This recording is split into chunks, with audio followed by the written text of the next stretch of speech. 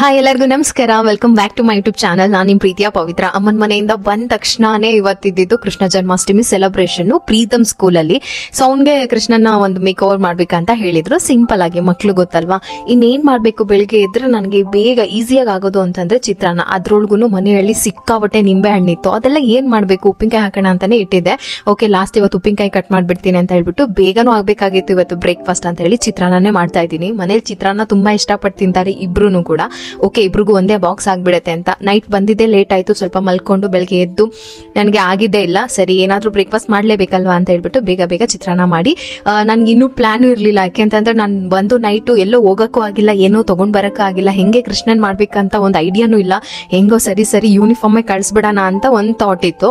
ಎಲ್ಲಾ ಮಕ್ಳು ಅಷ್ಟೊಂದ್ ಚೆನ್ನಾಗಿ ರೆಡಿಯಾಗಿ ಬರ್ತಾರೆ, ಇನ್ನ ಪ್ರೀತಮ್ನ ಮಾತ್ರ ಯೂನಿಫಾರ್ಮ್ ಅಲ್ಲಿ ಹೆಂಗ್ ಕಳ್ಸೋದು, ಕಲರ್ ಡ್ರೆಸ್ ಹಾಕಿ ಕಳ್ಸ್ಬಿಡೋಣ ಅಂತ ಒಂದ್ಸರಿ ಅನಿಸ್ತು. ಆಮೇಲೆ ಇಲ್ಲ, ಏನಾಗ್ಲಿ ಇದನ್ನೆಲ್ಲ ನಾವೇ ತಳ್ತಾ ಬಂದಾಗ ಅವ್ರಿಗೊಂದು ಎಕ್ಸ್ಕ್ಯೂಸ್ ಬರುತ್ತೆ. ಏನೇ ಒಂದು ಪ್ರಾಜೆಕ್ಟ್ ಒಂದು ಕೆಲಸನ ಕೊಟ್ಟಾಗ ಅವರು ಎಕ್ಸ್ಕ್ಯೂಸ್ ಕೊಡಕ್ ಸ್ಟಾರ್ಟ್ ಮಾಡ್ತಾರೆ. ಹೆಂಗಾದ್ರೂ ಸರಿನೇ ಮನೇಲಿ ಇರೋದ್ರಲ್ಲೇ ಅಡ್ಜಸ್ಟ್ ಮಾಡಿ ಅವ್ನಿಗೆ ಇವತ್ತು ಕೃಷ್ಣನ್ ಮೇಕಪ್ ಮಾಡ್ಬೇಕು ಅಂತ ಹೇಳಿ ಒಂದು ದುಪ್ಪಟ ತಗೊಂಡ್ ಬಂದೆ. ಮೇನ್ ಬಂದ್ಬಿಟ್ಟು ಕೃಷ್ಣನ್ಗೆ ಕಿರೀಟನೇ ಅಲ್ವಾ, ಅದ್ರಲ್ಲಿ ಜಾಸ್ತಿ ಕಿರೀಟ ಮಕ್ಳಿಗೆ ಒಂದು ರೆಡಿಮೇಡ್ ಬರುತ್ತಲ್ಲ, ಅದ್ ನಂಗೆ ಹಾಕೋಕ್ಕೂ ಇಷ್ಟ ಇಲ್ಲ. ಒಂದು ಐಡಿಯಾ ಮಾಡಿ ಅದನ್ನ ಅವ್ನ ತಲೆಗೆ ಸೈಜ್ ಕರೆಕ್ಟ್ ಆಗಿ ಕಟ್ಬಿಟ್ಟು ಹಂಗೆ ಒಂದು ರೋಲ್ ಮಾಡಿ ಸುತ್ತ ಇದ್ ಮಾಡಿ ಒಂದು ಸೂಜಿ ದಾರ ತಗೊಂಡು ಎಷ್ಟಾಗುತ್ತೋ ಅಷ್ಟು ಸ್ಟಿಚಸ್ ಹಾಕಿ ರೆಡಿ ಮಾಡಿ ಒಂದು ಪೇಟನೂ ರೆಡಿ ಆಯ್ತು. ಅದ್ರ ಮೇಲೆ ನವಿಲ್ಗರಿ ಅಂತೂ ನಮ್ಮ ಮನೇಲಿ ಇರತ್ತೆ. ಊರಲ್ಲಿ ಎಲ್ಲ ನವಿಲ್ ಬಿದ್ದಿರತ್ತಲ್ಲ, ಅದ್ರಲ್ಲಿ ತಗೊಂಡ್ ಬಂದ್ ಇಟ್ಟಿದೆ. ಮನೇಲಿ ನವಿಲ್ಗರಿ ಇಡಬಾರ್ದು, ಕಷ್ಟ ಬರುತ್ತೆ ಅಂತ ಹೇಳ್ತಾರೆ, ಸುಳ್ಳು. ಆತರ ಏನೂ ಇಲ್ಲ, ಆರಾಮಾಗಿ ಇಟ್ಕೋಬಹುದು. ಯಾವ್ದ್ರಿಂದನೂ ಕಷ್ಟ ಬರುತ್ತೆ, ಇದರಿಂದ ಒಳ್ಳೇದಾಗತ್ತೆ ಅಂತ ನಾವ್ ಹೆಂಗೆ ಜಡ್ಜ್ ಮಾಡಕ್ಕಾಗತ್ತೆ ಅಲ್ವಾ. ಅಲ್ಲಿಂದ ಬೇಗ ನಮ್ಮ ಮನೆಯವ್ರು ಅವ್ನಿಗೆ ಸ್ನಾನ ಮಾಡ್ಸಿದ್ರು. ಅಷ್ಟೊಳಗೆ ನಾನು ಮನೇಲಿ ಇದ್ದಿದ್ದು ಬಟ್ಟೆ ಅದು ಇದು ಎಲ್ಲ ಮ್ಯಾಚ್ ಮಾಡಿ ಯಾವ್ದು ಚೆನ್ನಾಗಿ ಕಾಣಿಸುತ್ತೆ ಮತ್ತೆ ಕಂಫರ್ಟಬಲ್ ಆಗಿರ್ಬೇಕು. ತುಂಬಾ ಒಂದ್ ಫೋಟೋಗಾದ್ರೆ ನಾವು ರೆಡಿ ಮಾಡಿ ಫೋಟೋ ತೆಗೆದು ಬಿಡ್ಬೋದು, ಬಟ್ ಸ್ಕೂಲಿಗೆ ಹೋಗಿ ಬರ್ಬೇಕು. ಫುಲ್ ಡೇ ಇವತ್ತು ಸ್ಕೂಲು ಇದೆ, ಹಾಫ್ ಡೇನು ಕೊಟ್ಟಿಲ್ಲ. ಸರಿ ಅಂತ ಹೇಳ್ಬಿಟ್ಟು ಅವ್ನಿಗೆ ಕಂಫರ್ಟಬಲ್ ಆಗೋ ತರ ಒಂದ್ ಬಟ್ಟೆ ಹಾಕಿ, ಒಂದು ಪಂಚೆ ಇತ್ತು ಅದನ್ನು ಹಾಕಿ, ಶಲ್ಯ ಹಾಕಿ, ಒಂದ್ ಕುಂಕುಮ ಇಟ್ಬಿಟ್ಟು ಒಂದು ಫ್ಲೂಟ್ ಕೊಟ್ವಿ. ಅದ್ರ ಮೇಲೆ ಒಂದಿಷ್ಟು ಕೈಗೆ ಹಾಕೋದನ್ನ ಲಾಸ್ಟ್ ಟೈಮ್ ನಾನು ರಾಖಿ ಕಟ್ಬೇಕಾದ್ರೇನೆ ತಂದಿಟ್ಟಿದ್ದೆ, ನೋಡೋಣ ಇರ್ಲಿ ಅಂತ ಹೇಳಿ. ಒಂದ್ ಸರ ಇತ್ತು, ಎಷ್ಟು ಸಾಧ್ಯನೋ ಅಷ್ಟು ಸಿಂಪಲ್ ಆಗಿ ರೆಡಿ ಮಾಡಿ ಪ್ರಗತಿಗೆ ಅಂತ ಹೇಳ್ಬಿಟ್ಟು ಆಲ್ತಾ ತಗೊಂಡ್ ಬಂದಿಟ್ಟಿದ್ದೆ. ಅದನ್ನು ಕೈಗೆ ಹಾಕಿ ಕಳ್ಸಕ್ಕೆ ರೆಡಿ ಮಾಡಿದೆ.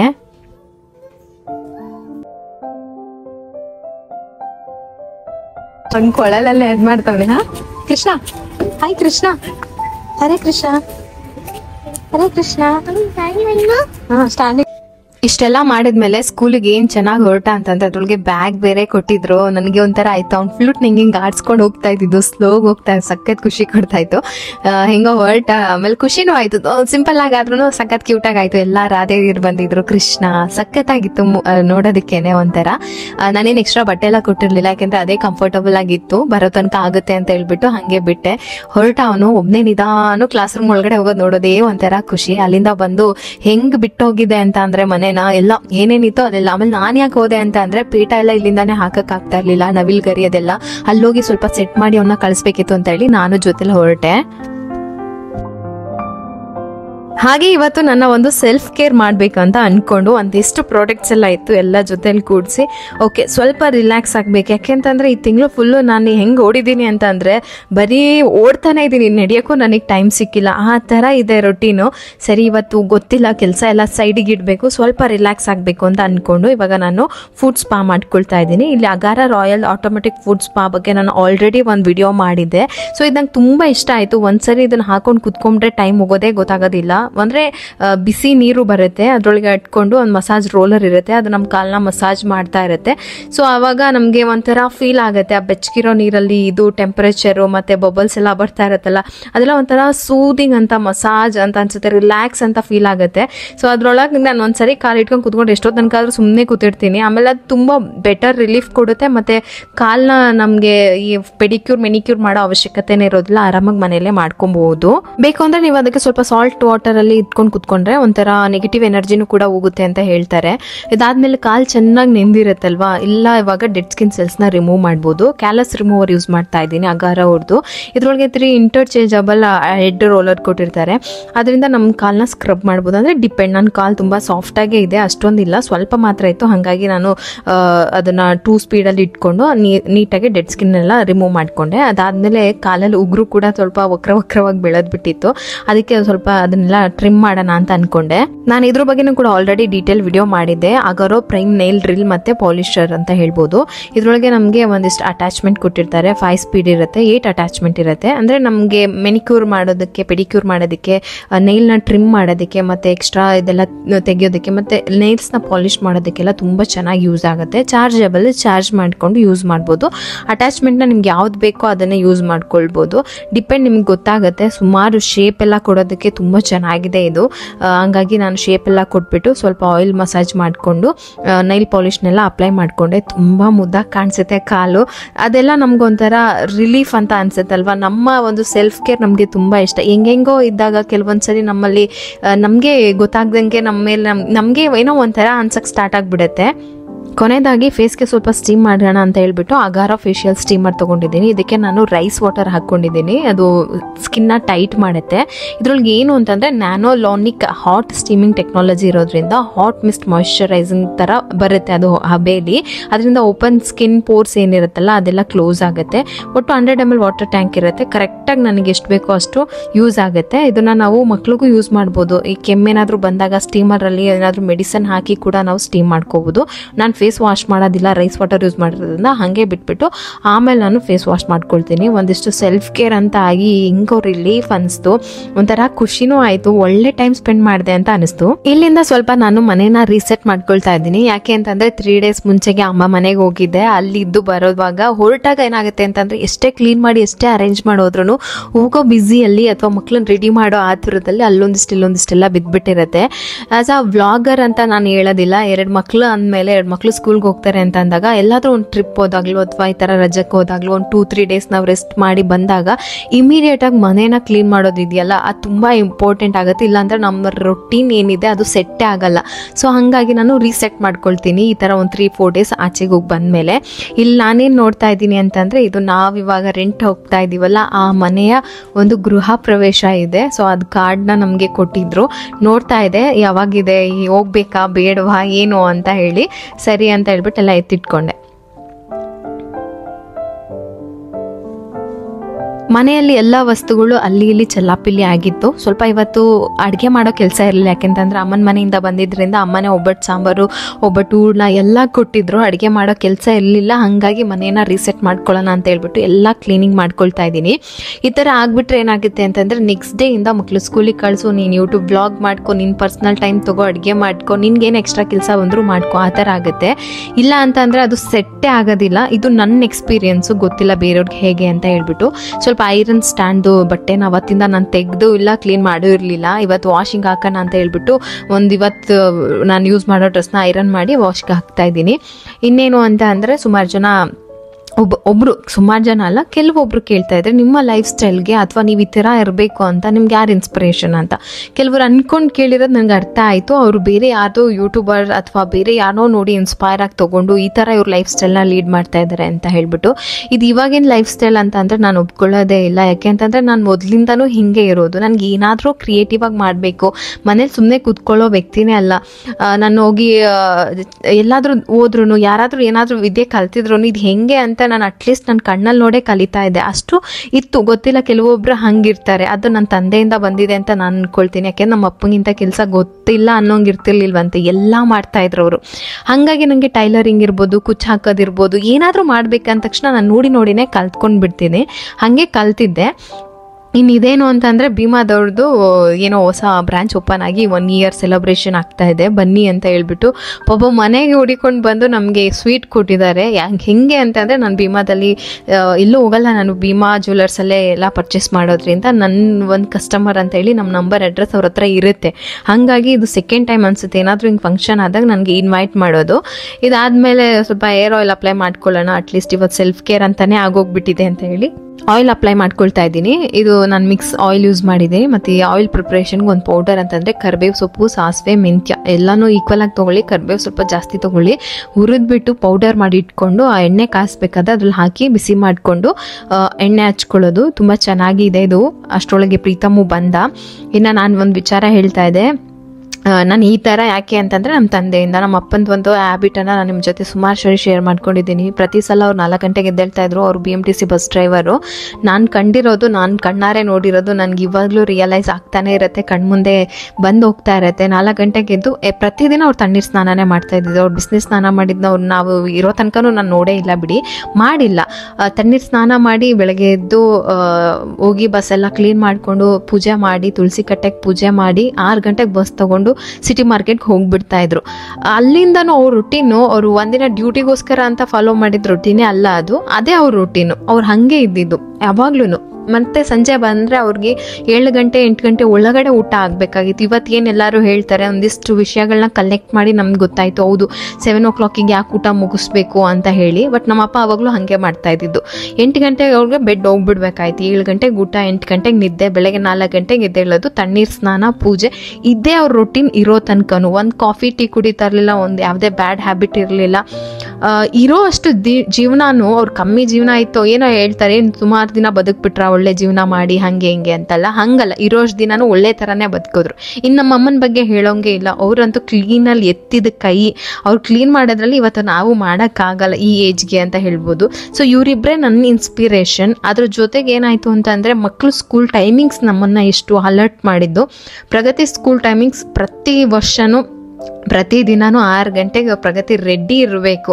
ಯೂನಿಫಾರ್ಮ್, ಲಂಚ್ ಬಾಕ್ಸ್ ಎಲ್ಲನೂ 6 ಗಂಟೆಗೆ ರೆಡಿ, ಇಲ್ಲಾಂದರೆ ಬಸ್ ಮಿಸ್, ಮತ್ತೆಲ್ಲನ ಕರ್ಕೊಂಡು ಓಡು. ಸೊ ಇದಿಷ್ಟು ಬಂದ್ಬಿಟ್ಟು ನನ್ನ ಲೈಫ್ ಸ್ಟೈಲ್ನ ಈ ಥರ ಮಾಡ್ತೇ ಹೊರತು ಬೇರೆ ಯಾರಿಂದನೋ ನೋಡಿ ಅಥವಾ ನಿಮ್ಮನ್ನು ಮೆಚ್ಚಿಸ್ಬೇಕು ಅಂತ ನಾನು ಯೂಟ್ಯೂಬ್ ವಿಡಿಯೋ ಮಾಡಬೇಕು ಅಂತ ಹೇಳಿ ಈ ರೊಟೀನನ್ನು ಫಾಲೋ ಮಾಡಿದ್ದಲ್ಲ. ಇನ್ನೂ ಜಾಸ್ತಿ ಇದೆ, ಬಟ್ ಕೆಲವೊಂದನ್ನು ನಾವು ಇನ್ ಡೀಟೇಲಾಗಿ ತೋರ್ಸೋಕ್ಕಾಗೋದಿಲ್ಲ. ಹಾಗಾಗಿ ಇಷ್ಟು ಮಾತ್ರ ನಿಮ್ಮ ಜೊತೆ ಹಂಚ್ಕೊಳ್ತೀನಿ. ಸೊ ಇವರೇ ನನ್ನ ಇನ್ಸ್ಪಿರೇಷನ್, ಇದೆ ನನ್ನ ಲೈಫ್ ಸ್ಟೈಲ್ನ ಒಂದು ಸೀಕ್ರೆಟು, ಇನ್ನೇನು ಇಲ್ಲ. ಮಕ್ಕಳು ಸ್ಕೂಲಿಗೆ ಡೈಲಿ ಇಷ್ಟು ಬೇಗ ಹೊರಟ್ರೆ ಆಲ್ಮೋಸ್ಟ್ ಎಲ್ಲ ಅಮ್ಮಂದಿರು ಇದನ್ನೇ ಮಾಡಬೇಕು, ಮಾಡ್ತಾರೆ ಕೂಡ. ನಾನೊಬ್ಳು ಸ್ಪೆಷಲ್ ಅಂತ ಹೇಳ್ತಾ ಇಲ್ಲ. ಸೊ ನಿಮ್ಮ ಪ್ರಶ್ನೆಗೆ ಇದಿಷ್ಟು ಉತ್ತರ ಆಗಿತ್ತು. ಯಾವತ್ತೂ ಫಸ್ಟು ನಮ್ಮ ಅಪ್ಪ ಅಮ್ಮನ್ನ ನಾವು ಇನ್ಸ್ಪೈರ್ ಆಗಿ ತೊಗೊಂಡ್ರೆ ನಿಜವಾಗ್ಲೂ ತುಂಬ ಬೆಟರ್ ಆಗಿರುತ್ತೆ ಲೈಫ್ ಅಂತ ನನಗನ್ಸುತ್ತೆ. ಒಳ್ಳೆಯದನ್ನು ತಗೊಳ್ಳಿ ಅಷ್ಟೇ. ಇನ್ನು ಇವಾಗ ಸಂಜೆ ಏನಾಯಿತು ಅಂತ ಅಂದರೆ, ಸಾಂಬಾರೆಲ್ಲ ಆಯಿತು, ಅಡುಗೆ ಮನೆ ಕೆಲಸನೇ ಮಾಡಿಲ್ಲ, ಇಡೀ ಮನೆ ಎಲ್ಲ ಕ್ಲೀನ್ ಮಾಡಿಕೊಂಡೆ. ಗೋಬಿ ಮಂಚೂರಿ ತಿನ್ಬೇಕಂತ ಅಂದರು ನನ್ನ ಹಸ್ಬೆಂಡು. ಸರಿ, ಇದಕ್ಕೆ ಎಷ್ಟಿಷ್ಟು ಐಟಮ್ಸ್ ಇಲ್ಲ ಅಂದ ತಕ್ಷಣ ತೊಗೊಂಡು ಬಂದು ಕೊಟ್ಬಿಟ್ಟು ಪಾಪ ಕೆಲ್ಸಕ್ಕೆ ಹೋಗ್ಬಿಟ್ರು. ಇನ್ನು ಮಕ್ಕಳೆಲ್ಲ ಇದ್ರಲ್ಲ, ಸರಿ ಸುಮಾರು ದಿನ ಆಯಿತು, ಏನು ಹೊರಗಡೆ ಫುಡ್ಡೇ ನಾವು ತಿನ್ನೋದಿಲ್ಲ, ಮಾಡಿಕೊಟ್ಬಿಡೋಣ ಅಂತ ಹೇಳ್ಬಿಟ್ಟು ಎಲೆಕೋಸಿತ್ತು. ಇನ್ನೊಂದೇನಂತಂದರೆ, ಬೆಳಗ್ಗೆ ಬ್ರೇಕ್ಫಾಸ್ಟ್ಗೆ ಇವಾಗಲೇ ಪ್ರಿಪ್ರೇಷನು. ನಾನು ಎಲೆಕೋಸ್ಗೆ ಸ್ವಲ್ಪ ಮೈದಾ, ಕಾರ್ನ್ಫ್ಲೋರು ಹಾಕಿ ಅದಕ್ಕೆ ಖಾರದ ಪುಡಿ ಹಾಕ್ಕೊಂಡು ಉಪ್ಪು ಹಾಕಿ ಚೆನ್ನಾಗಿ ಮಿಕ್ಸ್ ಮಾಡಿದ್ದೀನಿ. ನೀರು ಹಾಕಬೇಡಿ ಸ್ಟಾರ್ಟಿಂಗೇನೆ, ಚೆನ್ನಾಗಿ ಮಿಕ್ಸ್ ಮಾಡ್ತಾ ನಿಮಗೆ ಬೇಕಾದರೆ ಸ್ವಲ್ಪ ಚುಂಬಿಸ್ಕೊಂಡು ಅದಕ್ಕೆ ಉಂಡೆ ಕಟ್ಟೋದಕ್ಕೆ ನೀರು ಬದ್ರೆ ಸಾಕು. ಅದನ್ನು ಎಣ್ಣೆಯಲ್ಲಿ ಡೀಪ್ ಫ್ರೈ ಮಾಡಿ ಇಟ್ಕೊಂಡಿದ್ದೀನಿ. ಈ ಡೀಪ್ ಫ್ರೈ ಮಾಡಿರೋದ್ರಲ್ಲಿ ಒಂದು 10-15 ಪೀಸ್ನ ನಾನು ಎತ್ತಿಟ್ಕೊಳ್ತೀನಿ. ನಾಳೆ ಬೆಳಗ್ಗೆಗೆ ಇದ್ರದ್ರಲ್ಲೇ ಫ್ರೈಡ್ ರೈಸ್ ಮಾಡಿಕೊಟ್ಬಿಡ್ತೀನಿ.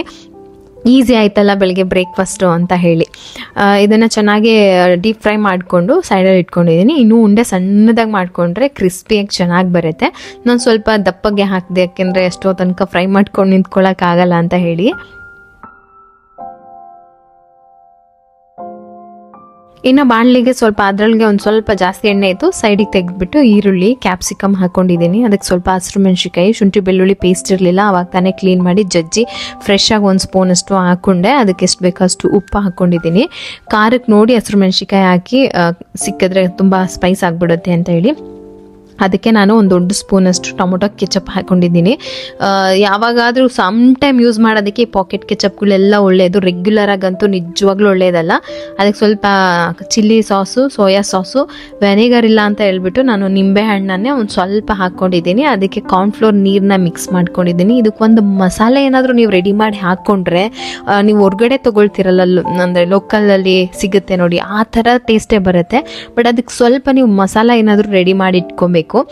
ಅದು ನಾನು ನೆಕ್ಸ್ಟ್ ಯಾವಾಗಾದರೂ ಹೇಳ್ತೀನಿ, ನಾನು ಏನು ಹಾಕಿಲ್ಲ, ಹಾಗೆ ಪ್ಲೇನಾಗಿ ಮಾಡಿದೆ. ಇದೇನು ಬರುತ್ತೆ ಅಂದರೆ ರೆಸ್ಟೋರೆಂಟ್ ಸ್ಟೈಲಲ್ಲಿ ಬರುತ್ತೆ. ಪಕ್ಕ ಲೋಕಲಲ್ಲಿ ನಿಮಗೆ ಮಂಚೂರಿಯನ್ ಸಿಗೋದೇ ಬೇರೆ ಟೇಸ್ಟ್ ಇರುತ್ತೆ. ನೀವು ಏನೋ ರೆಸ್ಟೋರೆಂಟಲ್ಲಿ ಸಿಗೋ ಮಂಚೂರಿಯನ್ನು ಪ್ಲೇನ್ ಆಗಿರುತ್ತೆ, ಆ ಥರ ಇರುತ್ತೆ ಇದು. ಅದ್ರ ಮೇಲೆ ಸ್ವಲ್ಪ ಕೊತ್ತಂಬರಿ ಸೊಪ್ಪು ಹಾಕಿಬಿಟ್ರೆ ರೆಡಿ ಆಯಿತು, ಇನ್ನೇನೂ ಇಲ್ಲ. ಬೇಗ ಅದು ಹೆಂಗೆ ಅಂತಂದರೆ ಗೊತ್ತಿಲ್ಲ, ಗೋಬಿ ಎಲ್ಲ 4-5 ಪೀಸ್ ಅಷ್ಟೇ, ಹೊಟ್ಟೆ ತುಂಬಿಡುತ್ತೆ. ಸರಿ ಅಂತ ಹೇಳ್ಬಿಟ್ಟು ಎಲ್ಲರಿಗೂ ಕೊಟ್ಟು ಅದನ್ನು ನಾನು ಟೇಸ್ಟ್ ಮಾಡಿದೆ, ಚೆನ್ನಾಗಿ ಬಂದಿತ್ತು. ಅಂದರೆ ಲೋಕಲ್ ಟೇಸ್ಟ್ ಇಲ್ಲ, ನಾನು ಹೇಳ್ದಂಗೆ ರೆಸ್ಟೋರೆಂಟಲ್ಲಿ ಟೇಸ್ಟ್ ತುಂಬ ಕಮ್ಮಿ ಇರುತ್ತೆ, ಅಷ್ಟು ಪಕ್ಕಾ ಟೇಸ್ಟ್ ಇರಲ್ಲ. ಆ ಥರನೇ ಇತ್ತು. ಅದನ್ನು ಟೇಸ್ಟ್ ಮಾಡಿ ತಿಂದ್ಬಿಟ್ಟು ಎಲ್ಲರೂ ಮಲ್ಕೊಂಡ್ರು. ನಾನು ನಿಂಬೆಹಣ್ಣಿಂದ ಉಪ್ಪಿನಕಾಯಿ ಹಾಕಬೇಕಾಗಿತ್ತು. ಸರಿ, ಉಪ್ಪಿನಕಾಯಿಗೆಲ್ಲ ರೆಡಿ ಮಾಡಿ ಇಟ್ಕೊಂಡು ಬಿಡೋಣ. ಅದು ಹೆಂಗೆ ಅಂತಂದರೆ ಇವತ್ತು ಮಾಡಿ ಇವತ್ತೇ ಹಾಕೋಕ್ಕಾಗಲ್ಲ. ಕಟ್ ಮಾಡಿ ಉಪ್ಪಾಕಿ ಇಟ್ಬಿಟ್ಟು ನಾಳೆ ಬೆಳಗ್ಗೆಗೆ ಅದಕ್ಕೇನು ಮಸಾಲೆ ಬೇಕೋ ಅದನ್ನು ರುಬ್ಬಿ ಮಿಕ್ಸ್ ಮಾಡ್ಕೋಬೇಕು ಅಷ್ಟೇ. ಅದಾದಮೇಲೆ ಇನ್ನೂ ಟೈಮ್ ಇತ್ತು. ಪ್ರೀತಮ್ಗೆ ಹೋಮ್ವರ್ಕ್ ಬರ್ಸಿಲ್ಲ. ಹೋಮ್ವರ್ಕ್ ನಾನು ಮರ್ತರು ಪ್ರೀತಮ್ ಮರೆಯೋದಿಲ್ಲ. ಮಮ್ಮಿಗೆ ಹೋಮ್ವರ್ಕ್ ಅಂತಲೇ ಇರ್ತಾನೆ. ಸರಿ ಅಂತ ಹೇಳ್ಬಿಟ್ಟು ಬರ್ಸೋಣ ಅಂತ ಬರ್ಸ್ದೆ. ಇವತ್ತು ಸ್ವಲ್ಪ 2 ಬುಕ್ ಅಷ್ಟು ಹೋಮ್ವರ್ಕ್ ಕೊಟ್ಬಿಟ್ಟಿದ್ರು. ತಡ ಆದರೆ ಅವ್ನು ಬರೋಕ್ಕೆ ಕಷ್ಟ ಆಗುತ್ತೆ ಅಂತ. Very good. ಮಮ್ಮಿ ಇದು ಅಬ್ರು ರೌಂಡ್ ಆಗಿ ಬರಿ. ಮಮ್ಮಿ ಗ್ರೀನ್ ಕಾರ್ಡ್ ಫಸ್ಟ್ ಇದನ್ನು ಫಿನಿಶ್ ಮಾಡು, ಆಮೇಲೆ ಟ್ವಿಂಕಲ್.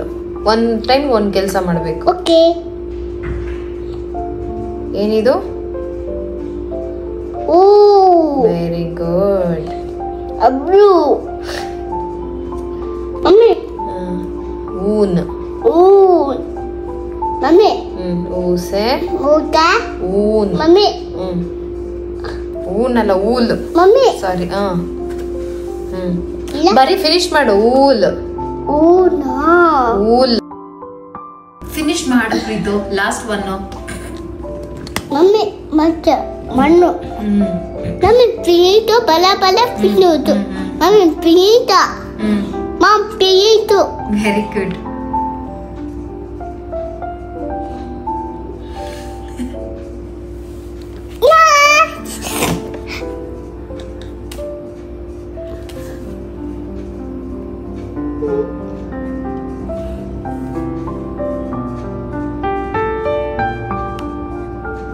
ನನ್ನ ಖುಷಿನ ನಿಮಗೆ ಎಕ್ಸ್ಪ್ರೆಸ್ ಮಾಡೋಕ್ಕಾಗಲ್ಲ, ಎಕ್ಸ್ಪ್ಲೇನ್ ಮಾಡೋಕ್ಕೂ ಆಗೋದಿಲ್ಲ. ಅವ್ನು ಎಷ್ಟು ಬೇಗ ದೊಡ್ಡನಾದ, ಹೋಮ್ವರ್ಕ್ ಬರೀತಾನೆ, ಅವ್ನ ಬುಕ್ಸ್ ಅವನೇ ಬ್ಯಾಗಲ್ಲಿ ಹಾಕಿ ಕುತ್ಕೊಂಡಂಗೆ ಜಿಪ್ ಹಾಕೋದು, ಸ್ಕೂಲಿಗೆ ಓಡೋಗೋದು, ಇದೆಲ್ಲ ನಂಗೆ ನಿಜವಾಗ್ಲೂ ಅಲ್ಲಿ ಪ್ರೆಸೆಂಟ್ ಅಷ್ಟು ಎಂಜಾಯ್ ಮಾಡ್ತೀನಿ. ವಿಡಿಯೋ ಎಡಿಟ್ ಮಾಡ್ಬೇಕಾದ್ರೂ ಕೂಡ ಅಷ್ಟು ಎಂಜಾಯ್ ಮಾಡ್ತೀನಿ.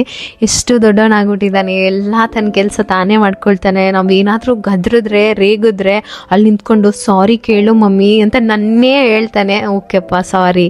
ಆಮೇಲೆ ಅದು ಓಕೆ, ಒಂಥರ ಚೆನ್ನಾಗಿರುತ್ತೆ. ಅವ್ನು ಮಾತಾಡೋ ತೊದಲಿಗೆ ಸುಮಾರು ಜನ ಹೇಳ್ತಾರೆ, ಅದು ನನಗೂ ಇದೆ. ತೊದಲು ಮಾತಾಡಲ್ಲ, ಅವ್ನಿಗಿನ್ನೂ ತೊದಲು ಮಾತು ಅಂತಾರಲ್ಲ ಮಕ್ಕಳು, ಇವಾಗ ಕಲಿಯೋರು ಹಿಂಗೆ ಮಾತಾಡ್ತಾರೋ ಹಂಗೆ ಮಾತಾಡ್ತಾನೆ. ಅದೇ ನಂಗೆ ಖುಷಿ ಇದೆ. ಅವನು ಹಾಗೆ ಮಾತಾಡ್ತಾ ಇರೋದೇ ನನಗೊಂಥರ ಖುಷಿ, ಸಂತೋಷ, ನಗು. ಅಮ್ಮನ ಮನೆಗೆ ಹೋದಂತೂ ಎಷ್ಟು ನಕ್ಕಿದ್ದಾರೆ ಗೊತ್ತಾ ಅವ್ನ ಮಾತು ಕೇಳಿಸ್ಕೊಂಡು. ಅವನು ಸ್ಕೂಲಲ್ಲಿ ಲೆಫ್ಟ್ ಎಲ್ಲ ಹೇಳ್ಕೊಡ್ತಾರೆ. ಆಮೇಲೆ ಜನಗಣಮನ ಹೇಳ್ತಾನೆ, ಥ್ಯಾಂಕ್ ಯು ಗಾಡ್ದು ಒಂದು ಏನೋ ಇದಿದೆ, ಆ ಲೈನ್ಸ್ ಎಲ್ಲ ಹೇಳ್ತಾನೆ. ಅದೆಲ್ಲ ಒಂಥರ ಕ್ಯೂಟಾಗಿ, ಅದು ಅರ್ಥ ಆಗಲ್ಲ, ಆದರೆ ಅಷ್ಟು ಚೆನ್ನಾಗಿ ಹೇಳ್ತಾನೆ. ಅದೆಲ್ಲ ಖುಷಿ ಕೊಡುತ್ತೆ. ಮಕ್ಕಳಲ್ಲಿ ನ್ಯೂನ್ಯತೆಯನ್ನು ಯಾರು ಹುಡ್ಕಕ್ಕೆ ಹೋಗಬೇಡಿ, ಭಗವಂತ ಕೊಟ್ಟಿರೋದದು. ಅದೊಂದು ಹಂತಕ್ಕೆ ತನಕ ಕೊಟ್ಟಿರ್ತಾನೆ, ಪರೀಕ್ಷೆನೋ ಅಥವಾ ಏನೋ ಗೊತ್ತಿಲ್ಲ.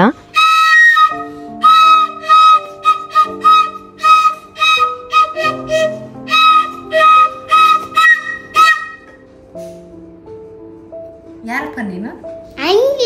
ಅಂಕಿತ. ಅರೆ ಕೃಷ್ಣ, ನಾನು ಸೂಪರು. ನಾನು ಮಾಡ್ಲಾ?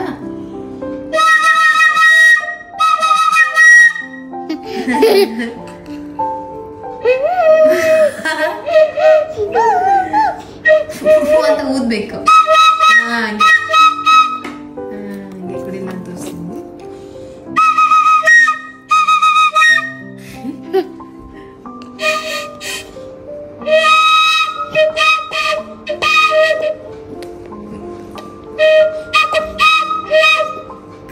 ಬರ್ತಾ ಇಲ್ವಾ? ಹಂಗೆ ಮಾಡು, ಬರುತ್ತೆ. ಕಂಪ್ಲೀಟಾಗಿ ನಾನು ಪ್ರೀತಮ್ ಜೊತೆಗೆ ಹ್ಯಾಪಿ. ಒಂದೊಂದು ಮಾತು, ಒಂದೊಂದು ಇದು ಎಲ್ಲ ತುಂಬ ಖುಷಿ ಕೊಡುತ್ತೆ ನನಗೆ. ಇನ್ನು ಉಪ್ಪಿನಕಾಯಿಗೆ ಏನು ನಿಂಬೆಹಣ್ಣಿಂದೆಲ್ಲ ರಸ ಸ್ವಲ್ಪ ತೆಗಿತೀನಿ. ನಿಂಬೆಹಣ್ಣಲ್ಲಿ ಜಾಸ್ತಿ ಹುಳಿ ಆಗಿಬಿಡುತ್ತೆ ಅಂತ ಹೇಳಿದ್ರಮ್ಮ. ಅದಕ್ಕೆ ಬೀಜ ತೆಗಿಬೇಕಿತ್ತಿಲ್ಲ, ಸ್ವಲ್ಪ ರಸನ ಹಂಗಂಗೆ ತೆಗೆದೆ. ಪೂರ್ತಿ ಕಂಪ್ಲೀಟಾಗಿ ರಸ ತೆಗ್ದಿಲ್ಲ, ಬೀಜ ಹೋಗಲಿ ಅಂತ ಹೇಳಿ ಹಂಗಂಗೆ ತೆಗೆದು ಇಟ್ಕೊಂಡೆ. ಇಷ್ಟೇ ಸಾಕು ಅನಿಸುತ್ತೆ. ಯಾಕೆಂತಂದರೆ ಬೆಳಗ್ಗೆ ಅಷ್ಟೊತ್ತಿಗೆ ಅಷ್ಟು ನೀರು ಬಿಟ್ಕೊಂಡಿತ್ತು ಅದು ಉಪ್ಪಿನಕಾಯಲ್ಲಿ. ಅದಕ್ಕೆ ಸರಿಯಾಗಿ ಎಷ್ಟು ಬೇಕೋ ಅಷ್ಟು ಉಪ್ಪನ್ನು ಹಾಕಿ ಕ್ಲೋಸ್ ಮಾಡಿ ಇಟ್ಬಿಡ್ತೀನಿ. ಇನ್ನು ನಾಳೆ ಬೆಳಗ್ಗೆಗೆ ಅದಕ್ಕೆ ಏನು ಮಸಾಲೆ ರುಬ್ಬಬೇಕು ಅದನ್ನು ರುಬ್ಬಿ ಮಿಕ್ಸ್ ಮಾಡಿ ಒಂದು 3-4 ಡೇಸಲ್ಲಿ ಮಾಗಿದ್ರೆ ಉಪ್ಪಿನಕಾಯಿ ರೆಡಿ ಆಗಿಬಿಡುತ್ತೆ. ಇನ್ನು ಉಳ್ದಿರೋ ರಸ ಇತ್ತಲ್ಲ ಅದನ್ನ ನಿಂಬೆಹಣ್ಣಿನ ಜ್ಯೂಸ್ ಮಾಡೋದಕ್ಕೋ ಅಥವಾ ಚಿತ್ರಾನ್ನ ಮಾಡೋದಕ್ಕೋ ಆಗುತ್ತೆ ಅಂತ ಹೇಳ್ಬಿಟ್ಟು ಐಸ್ ಟ್ರೇಗೆ ಹಾಕಿ ಇಟ್ಟೆ. ಸೊ ಫ್ರೆಂಡ್ಸ್, ಇವತ್ತಿನ ವ್ಲಾಗ್ ಇದಾಗಿತ್ತು. ಈ ವ್ಲಾಗ್ ಖಂಡಿತ ನಿಮಗೆ ಇಷ್ಟ ಆಗಿದೆ ಅಂತ ಭಾವಿಸ್ತೀನಿ.